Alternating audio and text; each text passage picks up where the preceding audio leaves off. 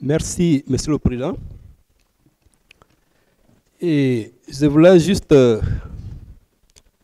attirer l'attention de votre auguste tribunal que mon client, le colonel Blaise, n'est pas dans cette salle pour faire porter le chapeau d'un quelconque crime ou d'une quelconque responsabilité pénale à qui que ce soit. Il n'existe aucun antécédent entre le colonel Blaise et le commandant Toumba Diakité comme le prétend sa défense.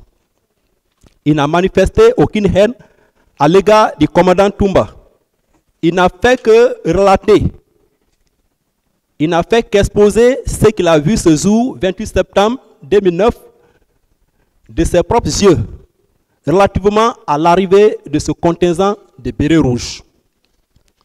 Et contrairement à certaines prétendues victimes et à certains témoins, il sait de relever que le colonel Blaise Goum n'est pas un caméléon pour se confondre à la couleur de son environnement. Il est et demeure constant dans ses déclarations relatives à l'arrivée de ce contingent de bérets rouges à l'esplanade du stade.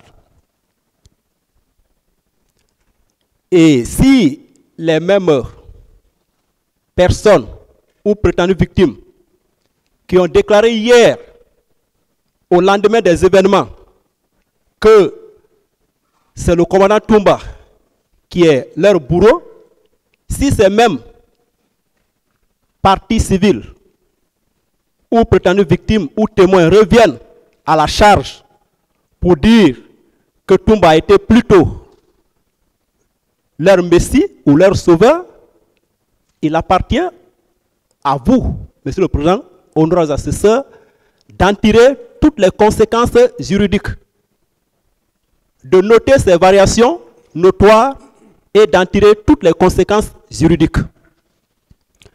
Monsieur le Président, honorables assesseurs, on ne se moque pas de la justice.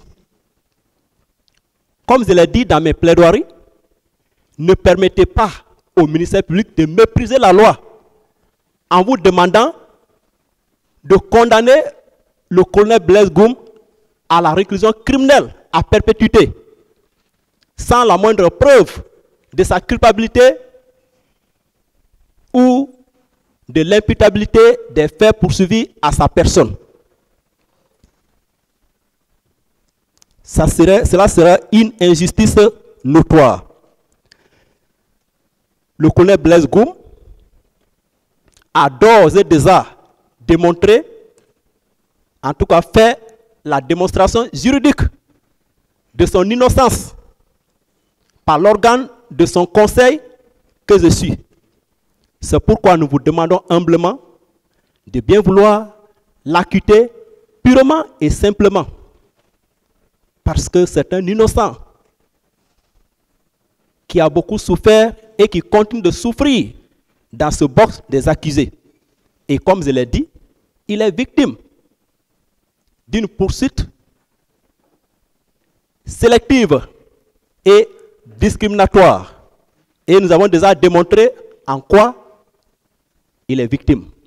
Sur ce, je vous remercie.